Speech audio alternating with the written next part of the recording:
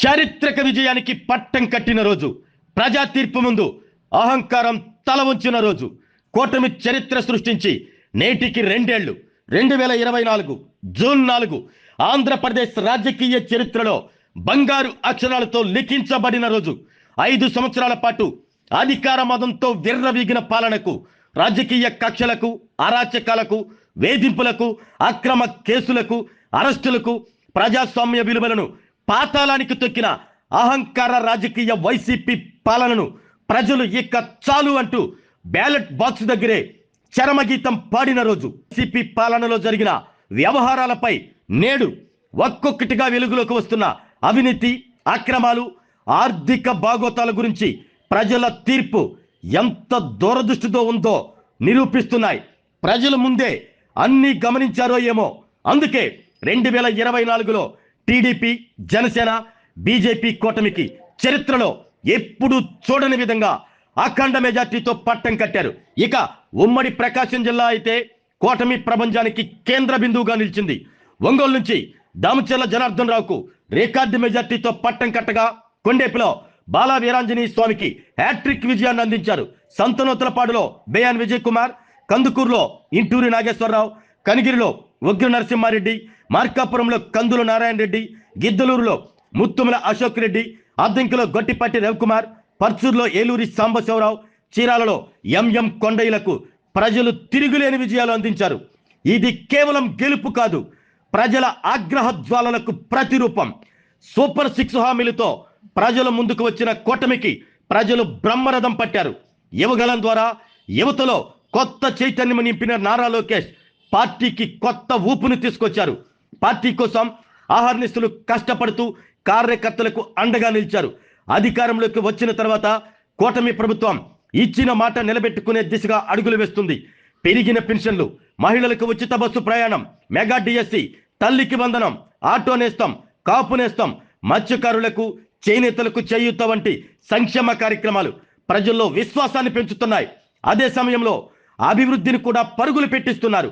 శాశ్వత రాజధానిగా అమరావతి నిర్మాణం శరవేగంగా సాగుతుంది.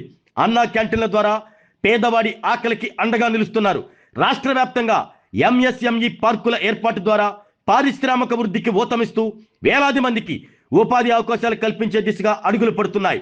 వ్యవసాయ రంగంలో ఆధునిక సాంకేతికతను రైతులకు చేరువ చేస్తూ సబ్సిడీపై యంత్రాలు, ఆధునిక పరికరాలు అందించే కార్యక్రమాలు రైతు భవిష్యత్తుకు కొత్త దిశ చూపిస్తున్నాయి.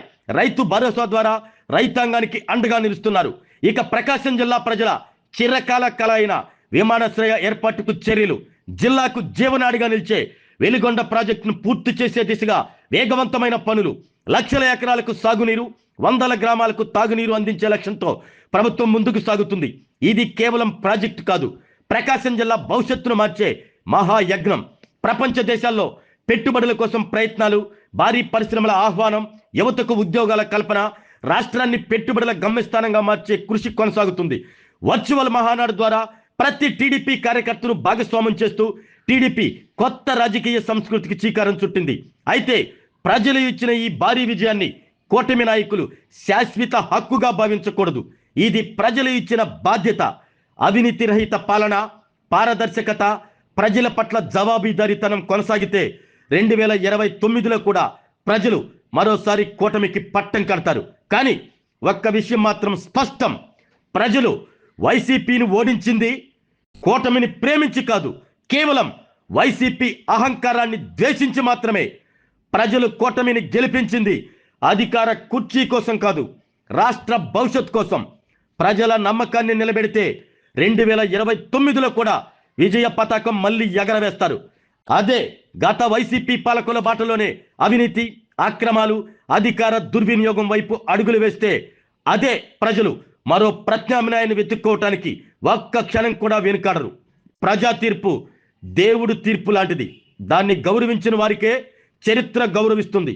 కూటమి నాయకులు ఈ 3 ఏళ్లు కూడా ప్రజల తీర్పును గౌరవిస్తూ పాలిస్తే 2029లో ప్రజలు తిరిగి పట్టం కడతారు.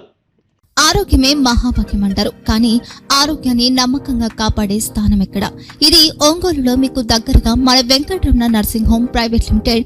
కేరింగ్ యువర్ లైఫ్ 54 ఏళ్ల విశ్వాసంతో ఇది ఒక హాస్పిటల్ కాదు, ఇది ఒక విశ్వాసం. 3 తరాలుగా వేలాది కుటుంబాలను ఆరోగ్యంగా నిలిపిన ఆదరణ.